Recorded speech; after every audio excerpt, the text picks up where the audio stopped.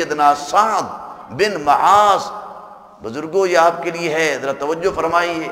اور خواتین ہماری مائیں بہنیں سن رہی ہیں، ان کے ہاں جب شوہر کما کر آتے ہیں نا، وہ بھی ذرا تھوڑی سی تحقیق کریں، بیٹی کی کمائی کتنی ہے، آمدنی کتنی آ رہی ہے، شوہر کی تنخواہ سیلری کتنی ہے، گھر کے اندر کتنی ہے، کہیں وہ ہماری خواتین کی خواہشات کو پورا کرنے کے لیے کہیں ایسا تو نہیں کر رہے ناجائز کمائے۔ یاد رکھیں، صبر کریں، قیامت کے دن اللہ شہید کی جماعت کے اندر اٹھائے گا۔ میرے نبی سرور کائنات صلی اللہ علیہ وسلم کی خدمت میں سعد بن معاذ تشریف لائے، میرے آقا دو جہاں کی بارگاہ میں السلام علیکم سلام کیا، مصافحہ کیا۔ میرے نبی آقا دو جہاں نے جب ان کے ہاتھوں میں ہاتھ دیا یا اس نے حضور کے ہاتھوں میں جب مس ہوئے تو میرے نبی آقا دو جہاں کو ان کے ہاتھ بڑے کھردرے نظر آئے، سخت نظر آئے، کام محنت کر کر کے۔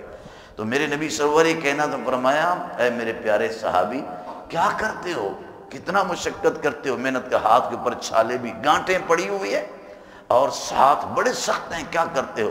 انہوں نے کہا، یا رسول اللہ صلی اللہ علیہ وسلم، رزق حلال کمانے کے لیے محنت کرتا ہوں، مشقت کرتا ہوں، لکڑیاں کاٹتا ہوں، رزق حلال خود بھی کھاتا ہوں، اپنے بچوں کو بھی رزق حلال کھلاتا ہوں، مشقت کر کر کر کر کے میرے ہاتھ کھردرے ہو گئے، سخت ہو گئے۔ اللہ کے نبی نے فرمایا، ذرا وہ ہاتھ پھر دوبارہ دکھا۔ اس نے حضور کی بارگاہ کے اندر ہاتھ ایسے لمبا کیا، میرے آقا دو جہاں نے اس کا ہاتھ اپنے ہاتھ پر رکھ کر اللہ کے نبی نے اس کے ہاتھ کو چوم لیا، چوم لیا، بوسہ دے دیا، اور پھر میرے نبی سرور کائنات صلی اللہ علیہ وسلم نے فرمایا، القاسب حبیب اللہ، اپنے ہاتھ سے محنت کرنے والا، مشقت کرنے والا، وہ اللہ کا دوست ہوتا ہے، اللہ کو عزیز ہوتا ہے، اللہ کو محبوب ہوتا ہے۔ حضرت سیدنا عمر بن عبدالعزیز سنا ہے آپ نے نا، نام تو سنا ہوگا نا، حضرت سیدنا عمر بن عبدالعزیز جب وہ خلیفہ بنے، اللہ اکبر اللہ، جب وہ خلیفہ بنے، خلیفہ بننے کے بعد ایک دن یہ وہ عمر بن عبدالعزیز سے، اللہ اکبر کیا بتاؤں، جب آپ خلیفہ بنے نا، جو کچھ آپ کے پاس مال دولت تھا سب کا سب وہ وقف کر دیا خلق خدا کے، کپڑے جھاڑ دیے، سب کچھ وقف کر دیا۔ 2 سال کے بعد کوئی شخص زکوٰۃ لینے والا نہیں تھا۔ اللہ، حضور مال غنیمت سے بھرا پڑا ہے، خزانہ بیت المال بھرا پڑا ہے، پیسہ وافر ہے۔ فرمایا اچھا غریبوں میں تقسیم کر دو، حضور غریبوں میں تقسیم کر دیا، ابھی بھی بھرا پڑا ہے۔ فرمایا جن کی شادیاں نہیں ہوئی ان کی شادی کر دو بیت المال سے، حضور وہ بھی ہم نے سب کی کر دی ہیں، ابھی بھی بیت المال سے خزانہ بھرا پڑا ہے۔ اللہ اکبر۔ آپ نے فرمایا خلق خدا کو جو ضرورت ہے وہ بھی، حضور ہم نے ساری حاجات خلق خدا کی پوری کر دی ہے، زکوٰۃ اور سب کچھ موجود ہے، زکوٰۃ کا پیسہ، لیکن کوئی زکوٰۃ لینے والا ہے، زکوٰۃ لینے والا نہیں ہے۔ ایسا نظام عدل پیش کیا، ایسا عدل کیا، ایسا انصاف کیا اور ایسا اخلاص پیدا کیا، خدا کی قسم زکوٰۃ دینے والے تو موجود تھے لیکن زکوٰۃ لینے والے کوئی نہیں تھے۔ جب حکمران مخلص ہو جائیں، حضرت عمر بن عبدالعزیز کی طرح نظام عدل کو قائم رکھیں اور خود مخلص ہو جائیں تو پھر ملک میں یہ کیفیت ہوتی ہے، زکوٰۃ دینے والے تو ہوتے ہیں لیکن زکوٰۃ لینے والے کو نہیں ہوتے۔ حضرت عمر بن عبدالعزیز نے فرمایا ابھی بھی پیسہ موجود ہے بیت المال میں؟ ہاں حضور۔ فرمایا پھر ایسا کرو کہ اس سے غلہ خرید لو، اس سے غلہ خرید لو، اور غلہ خرید کر کے فرماتے ہیں جو جنگلوں میں، بیابانوں میں اور پہاڑوں میں وہ غلہ فضا میں بکھیر دو، تاکہ میری سلطنت سے اڑنے والا پرندہ جب میری سلطنت سے گزرے تو وہ بھی بھوکا نہ جائے، وہ بھی پیٹ بھر کر کھانا کھا جائے۔ یہ وہ عمر بن عبدالعزیز، میں نے تھوڑی سی آپ کو جھلک بتائی ہے، تعارف کرایا۔ ان کی جب گھر میں تشریف لائے تو بیٹیاں آپ کے قریب آئی۔ اب بیٹیاں جب قریب آئی تو انہوں نے ایسے منہ پر ایسے کپڑا رکھا ہوا تھا، بات کر رہی ہیں ایسے منہ پر کپڑا رکھ کر۔ حضرت عمر بن عبدالعزیز نے پوچھا ماجرا کیا ہے؟ وہ بیٹیاں شرما گئی، اپنی گردنوں کو جھکا لیا، نظروں کو، اور قریب ہی ایک لونڈی تھی، اس نے کہا حضور 3 دن بیت گئے ہیں، گھر میں سالن نہیں ہے۔ پیاز سے روٹی کھائی ہے، پیاز سے روٹی کھائی ہے، گھر میں سالن کا اہتمام نہیں تھا، تو ابھی بھی پیاز سے روٹی کھا کر آپ کے قریب بات کرنے کا اتفاق ہوا، تو ازراغ ادب اپنے منہ کے اوپر انہوں نے کپڑا دے دیا تاکہ ہمارے منہ سے جو بو ہے پیاز کی وہ آپ تک نہ پہنچے۔ اللہ، آپ اندازہ فرمائیے، حضرت عمر بن عبدالعزیز کی آنکھوں میں آنسو آ گئے، فرمایا بیٹیو اگر میں چاہوں تمہیں اعلیٰ قسم کا کھانا دے سکتا ہوں، مٹن بھی کھلا سکتا ہوں اور مرغن بھی کھلا سکتا ہوں، بہترین زرق برق لباس سے مزین بھی کر سکتا ہوں، لیکن قیامت کے دن میں جہنم کی آگ برداشت نہیں کر سکتا۔ یہ سب کچھ جو ہے وہ ملک کی خاطر ہے، ملک کے لیے، غریبوں کے لیے۔ یہ وہ عمر بن عبدالعزیز تھے، ان کے گھر والوں نے پیاز کھا کر برداشت کی، دکھ سکھ سب برداشت کیے، لیکن رزق حرام کی طرف آنکھ اٹھا کر بھی نہیں دیکھا، ناجائز فائدہ نہیں اٹھایا، ہاں جی، اور اس ملک کو لوٹا نہیں ہے۔ آپ اندازہ فرمائیں جو کچھ تھا الٹا وقت کر دیا، اور پھر یہی وجہ ہے جب موت آئی نا، اللہ، رزق حلال کمانے والوں، رزق حلال کھانے والوں تمہیں مبارک ہو، اگر اللہ نے توفیق دی ہے رزق حلال کما رہے ہیں، کھا رہے ہیں، مبارکباد کے مستحق ہیں۔ یہی عمر بن عبدالعزیز رضی اللہ عنہ جب یہ فوت ہوئے اور ان کے نماز، اچھا پھر جب فوت ہوئے، جب ان کو قبر کے اندر جب اتارا گیا، لوگ بیان کرتے ہیں ایسے لگتا تھا جس طرح 14ویں کے چاند کو کسی جگہ کے اندر اتارا گیا ہے۔ آگے حدیث آ رہی ہے، میں وہ بیان کرتا ہوں، یہی حدیث۔ اللہ اکبر۔ ابھی میت بہر رکھی تھی، قبر کھود دی گئی ہے، ابھی میت کنارے کے اوپر رکھی تھی عمر بن عبدالعزیز کی، تو ہوا کا جھونکا آیا، ہوا کا جھونکا آیا، پتے درختوں کے اڑے، انہی میں سے ایک پتا یا ایک رکا تھا، وہ بھی اڑتا اڑتا اڑتا ہوا حضرت عمر بن عبدالعزیز کے سینے پر آ کر وہ اڑا اور وہیں رک گیا۔ تو لوگوں نے اس رکے کو جب دیکھا، اس کے اوپر لکھا تھا بسم اللہ برعۃ من اللہ الی عمر بن عبدالعزیز، یہ رکا رب کی جانب سے ہے، عمر بن عبدالعزیز کو جہنم سے آگ کے، جہنم کی آگ کے نجات کی خوشخبری دے دو، اللہ نے ان کو جہنم سے آزاد کر دیا ہے۔ سبحان، ابھی قبر میں داخل نہیں ہوئے، ابھی قبر کے اندر گئے نہیں ہیں، ابھی میت کنارے پر رکھی ہے، تو رب کی طرف سے ان کو جہنم کی آگ سے نجات کا پروانہ پہنچ گیا اور جہنم سے نجات کی خوشخبری ملی۔ تو جو شخص رزق حلال کماتا ہے، اپنے بچوں کو رزق حلال کھلاتا ہے، تو پھر اللہ تعالیٰ یہ اعزاز عطا کرتا ہے، قبر میں داخل ہونے سے پہلے اللہ اس کو جہنم سے آزاد فرما دیتا ہے۔ سبحان۔ حضرت سیدنا علی المرتضیٰ شیر خدا رضی اللہ تعالیٰ عنہ بیان فرماتے ہیں، سنو بھائیو، یہ جو آپ کا جو قول ہے نا حضرت علی المرتضیٰ شیر خدا کا، ذرا سنیے تو صحیح اور عبرت حاصل کیجئے، اپنی اصلاح فرمائیے۔ وہ حضرت علی المرتضیٰ شیر خدا، کیا بات ہے۔ کسی نے پوچھا علی کتنا زکوٰۃ دیتے ہو؟ کسی نے پوچھا کتنا زکوٰۃ دیتے ہو؟ فرمایا فما واجبت زکوٰۃ علی جن، علی پر کبھی زکوٰۃ فرض ہی نہیں ہوئی۔ فرمایا مال آتا نہیں ہے، کماتے نہیں ہو؟ فرمایا آتا ضرور ہے، لیکن جب جتنا مال آتا ہے ہم اسی وقت فوراً اللہ کے راہ میں کھلا دیتے ہیں۔ تو وہ حضرت علی المرتضیٰ شیر خدا، کیا بات ہے، علی کی ایک ایک بات ہی نرالی ہے۔ مسجد نبوی میں تشریف لائے نا تو رو رہے تھے، حضرت علی المرتضیٰ شیر خدا رو رہے تھے۔ حضرت سیدنا عمر فاروق اعظم نے پوچھا علی آپ کیوں رو رہے ہیں آج، کیوں غمگین ہیں؟ تو حضرت سنو، حضرت سیدنا علی المرتضیٰ شیر خدا رضی اللہ تعالیٰ نے کیا جواب دیا۔ فرمایا 3 دن ہو گئے میرے گھر میں مہمان نہیں آیا، لگتا ہے رب ناراض ہو گیا ہے۔ 3 دن ہو گئے میرے گھر میں کوئی مہمان نہیں آیا تو لگتا ہے کہ رب ناراض ہو گیا۔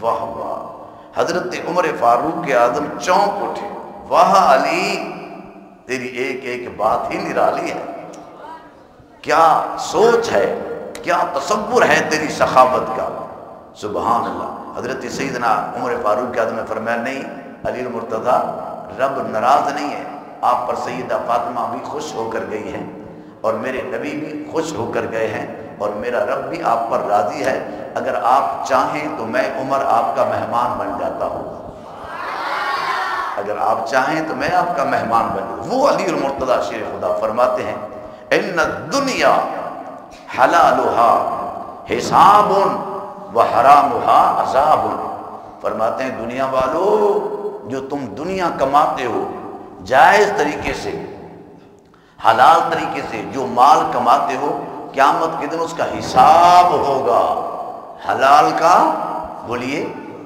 حلال کا حساب ہوگا جو جائز طریقے سے تم کماتے ہو، وحرامھا عذاب، اور جو حرام کماتے ہو اس پر عذاب ہوگا، اس پر عذاب ہوگا۔ میں نے پڑھا حدیث مبارکہ میں ہے، فرمایا قیامت کے دن آدمی اس وقت تک حرکت نہیں کر سکے گا، اس وقت ہل نہیں سکے گا رب کے سامنے، اور قدم کے اندر جنبش بھی نہیں آئے گی جب تک 5 چیزوں کے سوالوں کا جواب نہیں دے سکے گا۔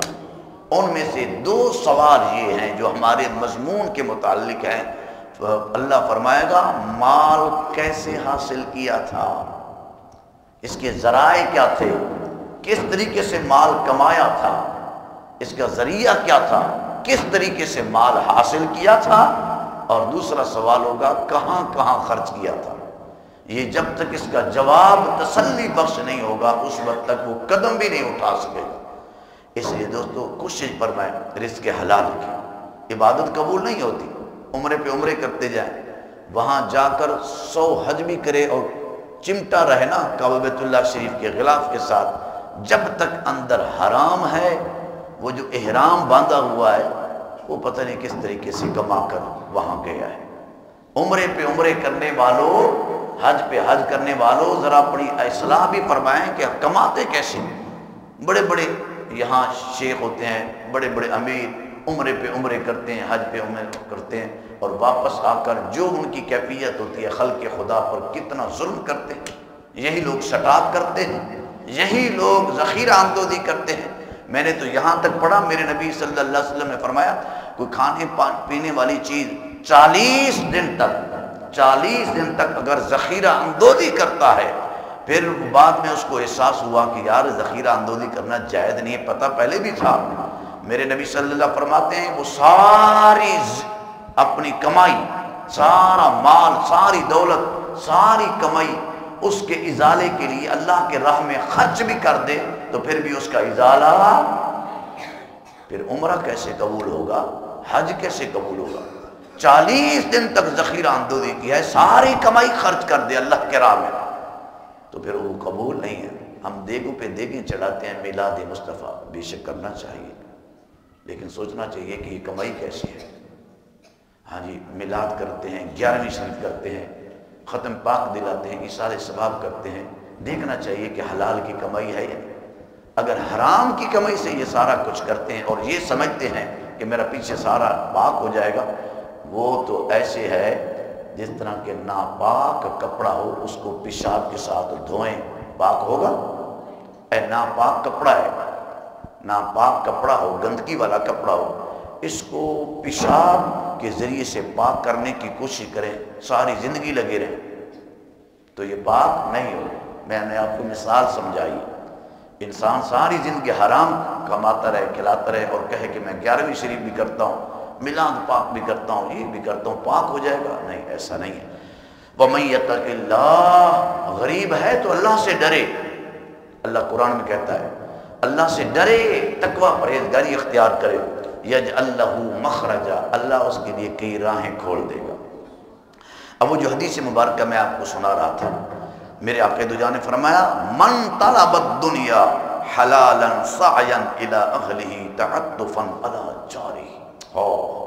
سنو، میرے نبی فرماتے ہیں ایک آدمی حلال کماتا ہے، حلال کماتا ہے، جائز طریقے سے کماتا ہے۔ کیوں کماتا ہے؟ کس لیے؟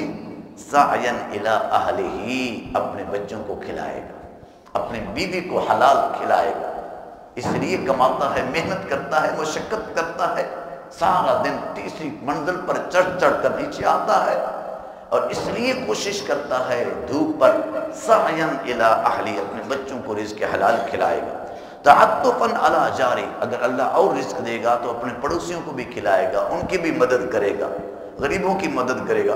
میرے نبی فرماتے ہیں لقی اللہ ووجوہ مثل القمر، جب قیامت کا دن آئے گا اللہ سے جب وہ ملاقات کرے گا اس کا چہرہ 14ویں چاند سے بڑھ کر چمکدار ہوگا۔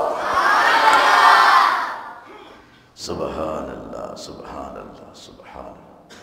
حضرت سیدہ امامہ بیان کرتے ہیں، وہ فرماتے ہیں یأتی یوم القیامت، میرے نبی نے فرمایا قیامت کے دن لوگ نیکیاں لے کر آئیں گے، انبار لے کر آئیں گے، پہاڑ لے کر آئیں گے نیکیوں کے، کامثال الجبال، پہاڑوں کی طرح نیکیاں ہوں گے، انبار ہوں گے۔ جعل اللہ ہباء منثورا، قیامت کے دن اللہ ان کی نیکیوں کے پہاڑوں کو بکھری ہوئی ریت کی طرح ضائع کر دے گا، بکھری ہوئی ریت کی طرح ختم کر دے گا۔ صحابہ نے کہا قیل یا رسول اللہ، عرض کی یا رسول اللہ صلی اللہ علیہ وسلم اس کی وجہ کیا ہے؟ کیف ذالک، یہ کیسے ہو جائے گا؟ حالانکہ کان یصلون، وہ نمازیں بھی پڑھا کرتے تھے، ویصومون، وہ روزے بھی رکھا کرتے تھے، ویزکون، وہ زکوٰۃ بھی دیا کرتے تھے، ویحجون، اور وہ حج پہ حج بھی کیا کرتے تھے، عمرے پہ عمرے بھی کرتے تھے، نیکیاں کیسے ضائع ہوگی؟ سنو میرے نبی صلی اللہ علیہ وسلم فرمایا غیر انہم اذا عرض لهم حرام خضوع، جب ان کو حرام دیا جاتا تھا تو پرہیز نہیں کرتے تھے، لے لیتے تھے، اس کی نحوست سے اللہ اس کی نیکیاں رد کر دے گا۔ آج حلال اور حرام کے درمیان تمیز اٹھ گئی ہے، بس مال آنا چاہیے، مال آنا چاہیے، مال آنا چاہیے، جس طریقے سے ہے۔ سنو میرے نبی سرور کائنات صلی اللہ علیہ وسلم نے فرمایا کہ جس آدمی کو یہ پرواہ نہیں نا کہ اس کا مال کیسے آ رہا ہے، بس آ رہا ہے، گھر میں آ رہا ہے، بیٹا کما کر لے کر آ رہا ہے، جو آدمی اس بات کی پرواہ نہیں کرتا کہ اس کا مال کیسے آ رہا ہے، حرام کے ذریعے سے آ رہا ہے تو کھا رہا ہے، سود کے ذریعے سے آ رہا ہے تو کھا رہا ہے، ذخیرہ اندوزی کے ذریعے سے آ رہا ہے تو کھا رہا ہے، ظلم و ستم کر کے دوسروں کی زمین پر ہڑپ کر کے وہ اس کے ذریعے سے مال آ رہا ہے تو وہ آ رہا ہے، ناجائز طریقے سے کما کر کھا رہا ہے تو وہ آ رہا ہے، اور وہ شراب نوشی یا شراب کا اڈا یا بے یہی کے اڈے کے ذریعے سے، بھتہ خوری کے ذریعے سے دوسروں کا مال، اللہ اکبر، ناجائز طریقے سے کما کر وہ مال آ رہا ہے تو وہ آ رہا ہے، کوئی پرواہ نہیں کرتا، تو پھر قیامت کے دن بھی اللہ کو ایسے شخص کی پرواہ نہیں ہے، وہ جہنم کے جس دروازے سے اس کو داخل کرے پھینک دے، پھر اللہ بھی قیامت کے دن پرواہ نہیں کرے گا۔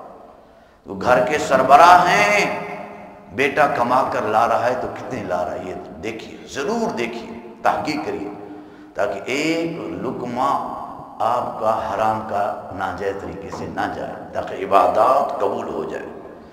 اللہ اکبر۔ حلال میں اطمینانیت ہے، بولیے کیا ہے؟ حلال میں اطمینانیت ہے اور رزق حرام میں بے سکونی ہے۔ آخری بات بیان کرتا ہوں چونکہ ٹائم ہو چکا ہے، سوال و جواب کا سلسلہ بھی ہوتا ہے۔ ایک شخص تھا، میری مائیں بھی سن رہی ہیں، میری بہنیں خواتین توجہ کے ساتھ سماعت فرما رہی ہیں، مزید توجہ فرمائیے گا۔ ایک شخص تھا، بڑا امیر تھا، مال دولت کا انبار تھا۔ ایک دن نا دوستوں میں بیٹھا، فخریہ طور پر کہہ رہا، وہ میں نے اتنا بیٹوں کے لیے کمایا ہے نا، اتنا کٹھی کیا ہے نا، اتنا جمع کیا ہے نا، اگر میں آج بھی مر جاؤں نا تو میرے بیٹوں کو کوئی پرواہ نہیں، میرے بیٹے ساری زندگی بیٹھ کر کھا سکتے ہیں، مجھے کوئی اس بات کی پرواہ نہیں ہے، میں آج بھی مر جاؤں نا میرے بیٹے بیٹھ کر میری اولاد کھا سکتی ہے۔ مر گیا، صاحب قبر ہو گیا، وہی بیٹے جس کے متعلق وہ کہہ رہا تھا کہ آج بھی مر جاؤں تو میرے بیٹے مرتے دم تک بیٹھ کر کھا سکتے ہیں، وہی بیٹے کہنے لگے کاش ہمارا باپ زندگی میں رزق حلال ہمیں کھلاتا اور رزق حلال کی روزی ہمیں دیتا تو ایک دن بھی ہمارے گھر میں چین ہوتا، ایک دن بھی ہمارے گھر میں سکون ہوتا۔ کاش ہمارا باپ دنیا میں حلال کما کر ہمیں دے جاتا تو ہمارے گھر میں بے سکونی نہ ہوتا، ہمارے گھر میں بے اطمینانی نہ ہوتی۔ تو دوستو جتنا بھی کما لیں، کوٹھے بھی بنا لیں، اگر رزق حلال نہیں ہے تو سکون نہیں، کیا کریں گے؟ خالی ہاتھ جانا ہے۔ رزق حلال کے لقمے میں اطمینان ہے، راحت ہے، سکون ہے۔ سب سے بڑی بات یہ ہے کہ عبادت قبول ہے۔ عبادت کیا ہے بولیے؟ قبول ہے۔ ہاں عبادت قبول ہے۔ اس لیے دوستو ایک بزرگ تھے، وہ بڑے نیک تھے، حج عمرہ کرنے کے لیے تشریف لے گئے۔ جب عبادت کرتے تھے نا بڑی لذت آتی تھی، بڑی حلاوت آتی تھی، سکون آتا تھا۔